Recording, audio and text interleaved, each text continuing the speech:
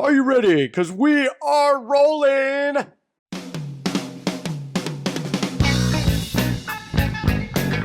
What's up, Amy? What's up? How you doing? How you doing today? Doing great. We've been talking for the past 5 minutes about how chill we are today and how we have no energy, right?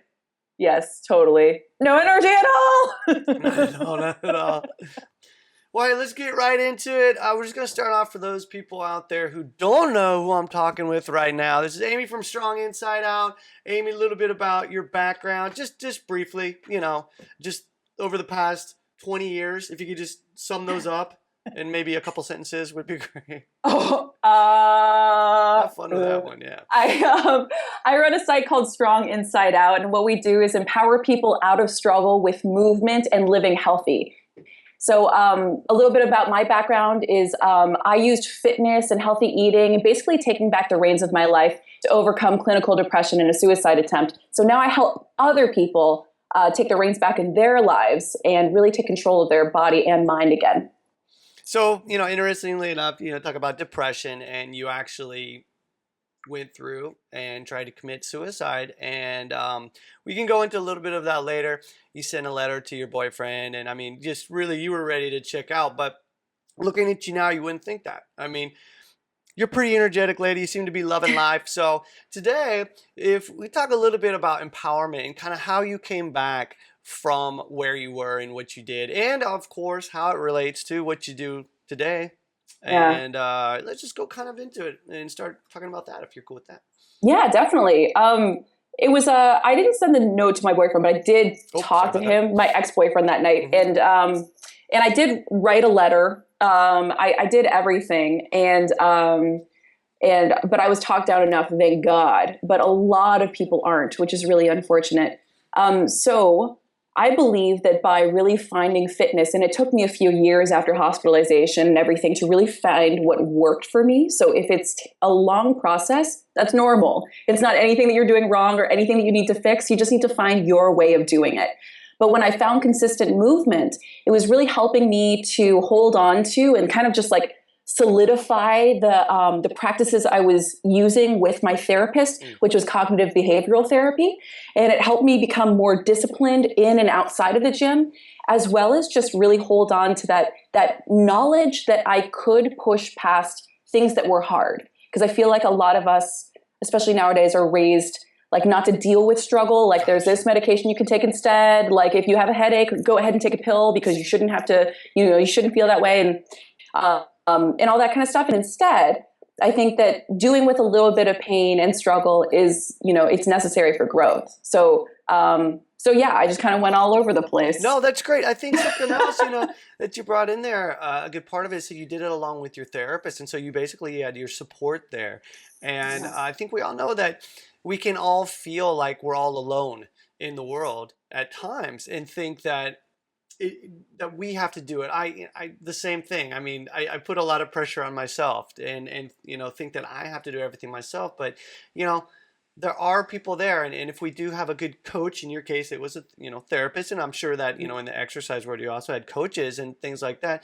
That these people that are there to help us, and sometimes we just need to realize that we can't just do it on ourselves. We can be strong, Yeah. but the thing is other people are there to help us, and so. Use those people, I guess is what I'm kind of saying. And so it's just great to see you now that the roles have been reversed. And so now you're such a great role model for people out there who are going through this. And so you can be the coach and the support system for those people out there. So, thank you. So if we just go ahead and talk a little bit about really some of the things that you're doing. You've had the tour. You had a tour. A big thing that you're doing is the boot camp. And so if we could you talk a little bit about your boot camp, maybe talk a little bit about the tour since I brought that up. And I know right now you're not doing that, but it's probably coming out again, I assume. Well, I'm not going to be doing another tour yet this year, but I am looking into doing events. But the big tour that you're talking about was started in 2013. I decided I wanted to do something bigger than I had my own personal training business in LA, and it was going great. But I wanted to affect more people, and especially the people who were struggling like I did, back in a time where I felt like there was no hope, and why bother even trying to change my life. And I knew this amazing charity called To Write Love on Her Arms, and they were reaching kids and young adults in a way that no other suicide prevention charity ever had reached them. So they're basically making hope cool. And for, like us punk rocker kids, like I was at that time, hope wasn't cool. The positive people were the ones that made fun of us. Sure. So it wasn't cool to hope or to try or any of that kind of stuff. And To Write Love on Her Arms makes that cool. So what I did was I crowdfunded over $18,000 to visit 30 cities across the US and Canada to celebrate my 30th birthday that I almost didn't have. And I raised money for To Write Love on Her Arms along the way, which was awesome. And I did another one last year called the Strong Inside Out Tour, and we raised more money for them that year. And I'm still looking at ways to partner with them again this year. Cool. But I'm just not sure what that's going to look like. It's going to be a surprise for all of us. To look forward to, all of us, yeah. So what about the boot camps you're running though? So you got your boot camp and a lot of online stuff that you're doing, of course. So what's up with that? Well, I wanted to also make it more clear cut. There was really no exercise program that took depression or anxiety into account, both of which I've dealt with in my past.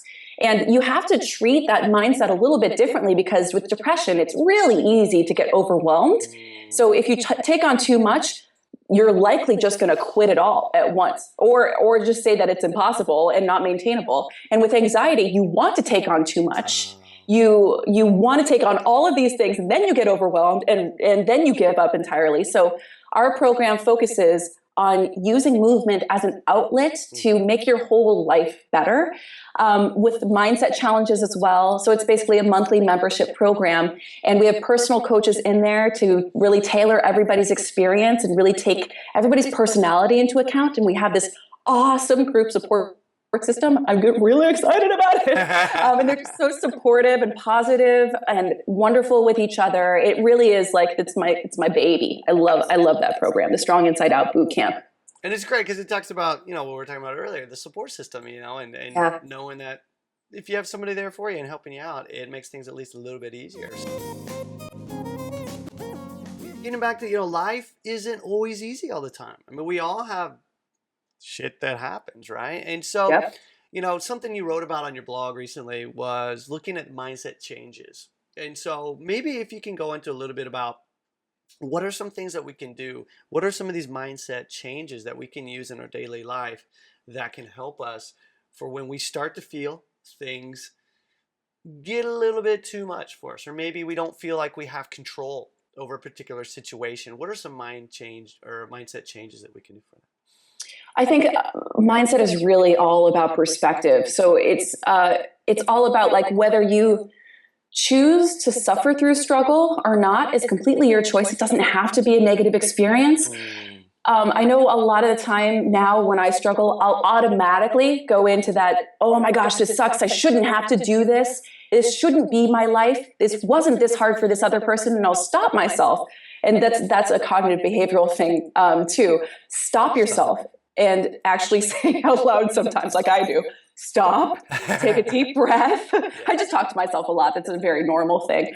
So stop, take a deep breath, and really reframe that thought that keeps repeating in your mind. So with like that's unfair kind of mindset, instead just reminding yourself that you're choosing to do this. Whatever you're struggling through is getting you somewhere. So what is that somewhere that you want to get to? Remind yourself of that place, and then ask yourself, is this worth it? Yes? Awesome. I'm going to move forward with it. So that's one way to do it. And I always use, mantras and stuff too. And that's pretty cool. So basically, something that I like to use, and we also do this in G&B when we're making some decisions, is it a hell yes?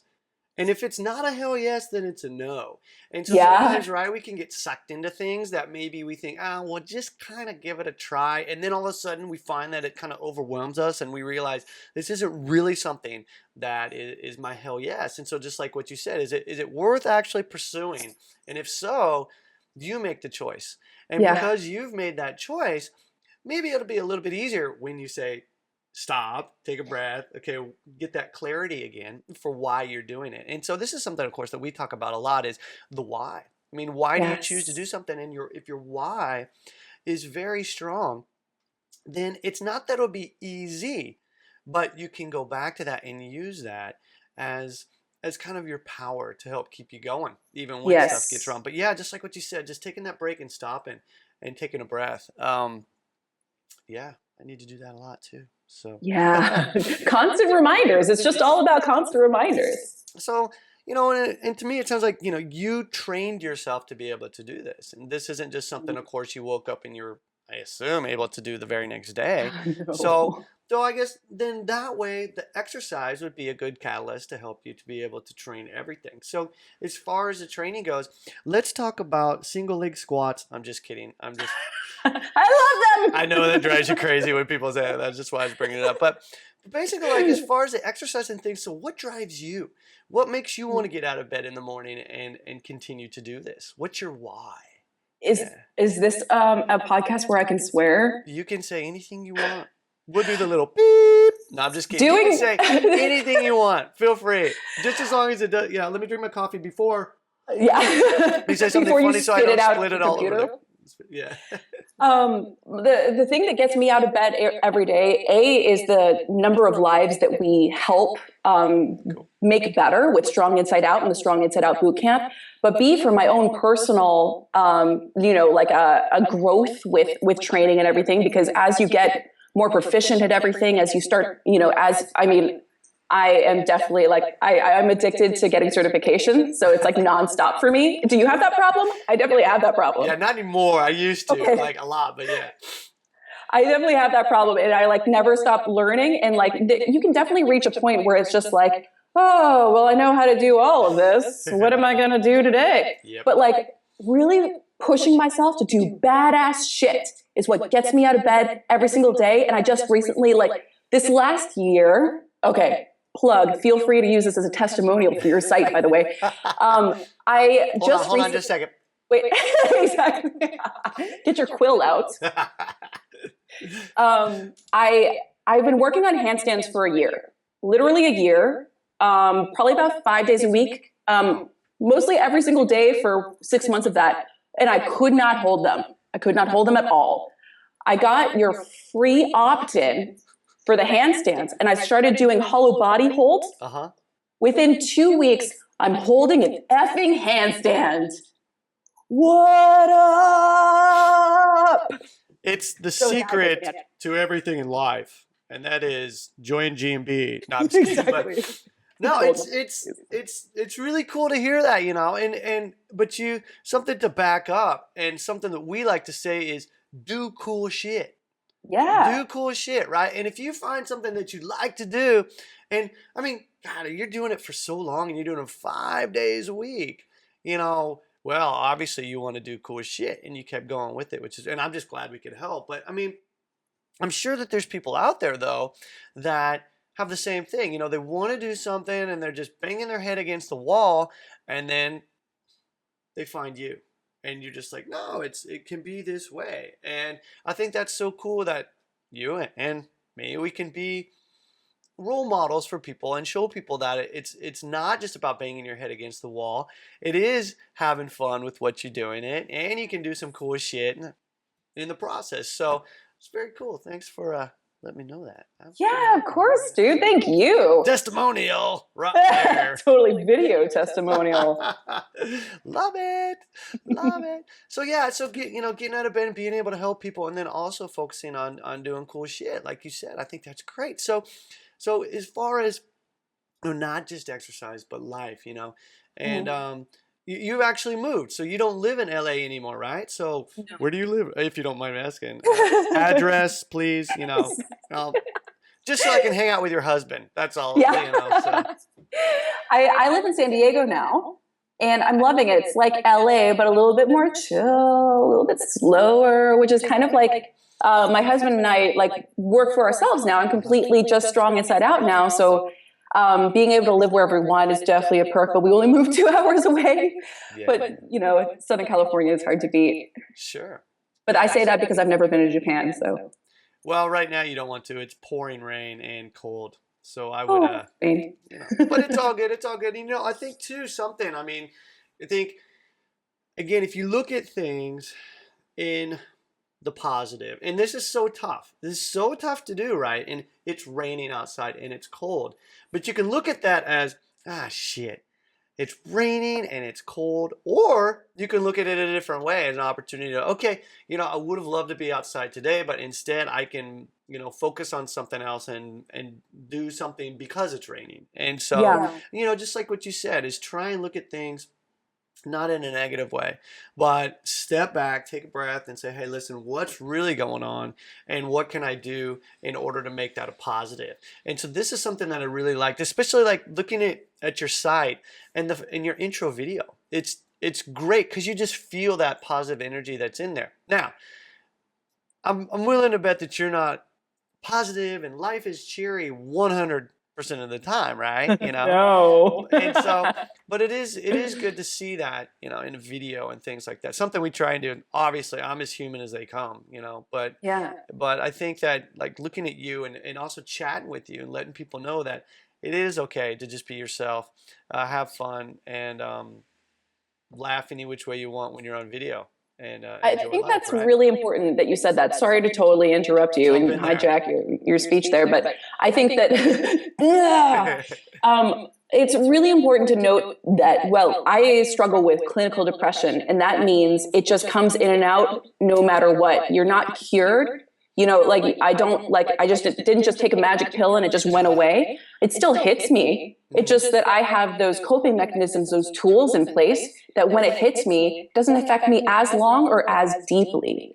I don't fall into that dwelling place. Like at the beginning of the year, actually right when I got back from tour, because I was so exhausted and because, it was such like a great high, and then you get back to reality and you're like, oh, wow, what am I doing? But it's all about knowing those tactics. And for me, that's just like leaning on my support system, which is so important, getting moving, even if it's just like yoga or just like even walking or something like that. Sure. But I know that running is really important for me, and also really, really expressing out loud gratitude. That's really important for me. Cool. Yeah, you touch on the tools side of it. And I think that a lot of people don't really have a plan in place for when shit happens. And so when it happens, you can just consume them. And, this is something a lot of people might think that this is a negative thing, but, maybe hope for the best, but plan for the worst kind of thing. And so, and gradually, and I'm meaning this in my case, an exercise point of view, but I think it's also for life. And so, for example, if we look at going back to the handstand, this is a case where I want everyone to have the tools, necessary so that if something happens, they're not going to injure themselves. And so that's, for example, why we first start off learning the cartwheel, how to turn out of it in case you come crashing down, making sure that your wrists are good and ready for it so that you don't get injured and things like that. And I think if we look at that in life too and understand that, what are we going to do when we might be down? And it's just good to hear that you have some things, an outlet, I guess, of sorts, if that's the right way to say it, that you can go to and have that available for you.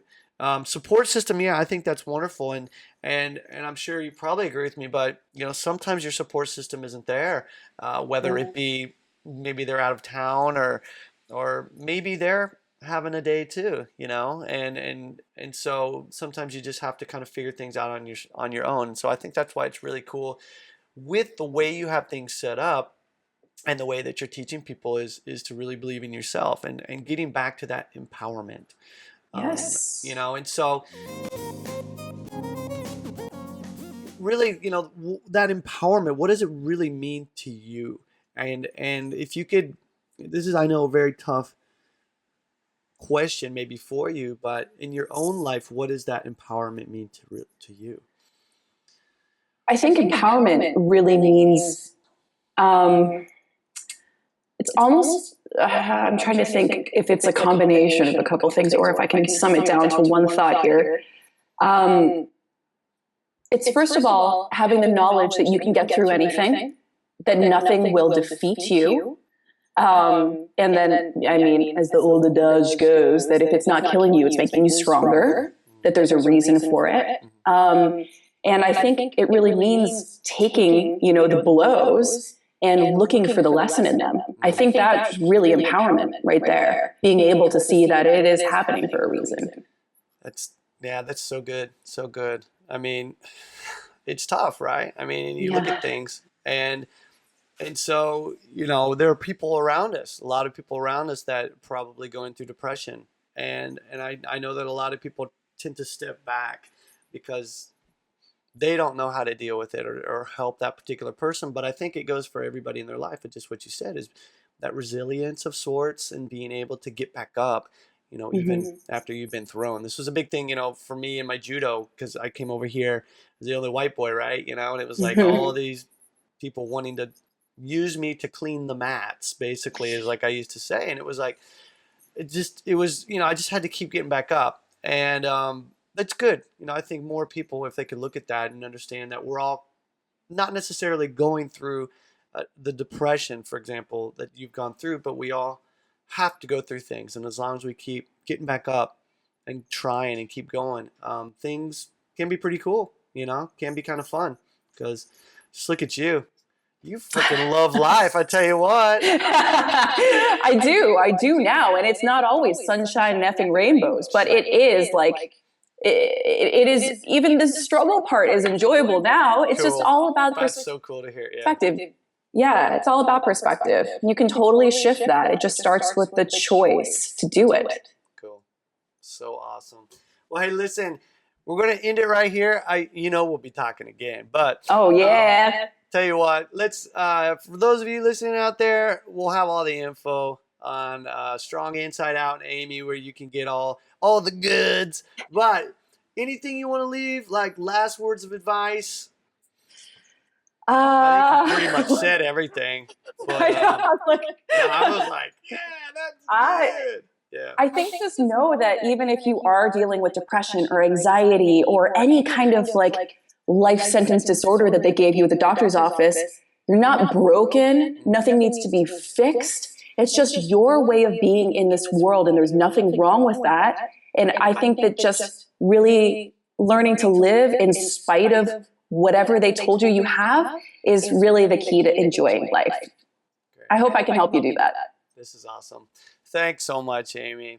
And we'll be looking forward to seeing you on tour in Japan next year. Oh, wait, did I give it away? All right. Thanks, everybody. Thank you.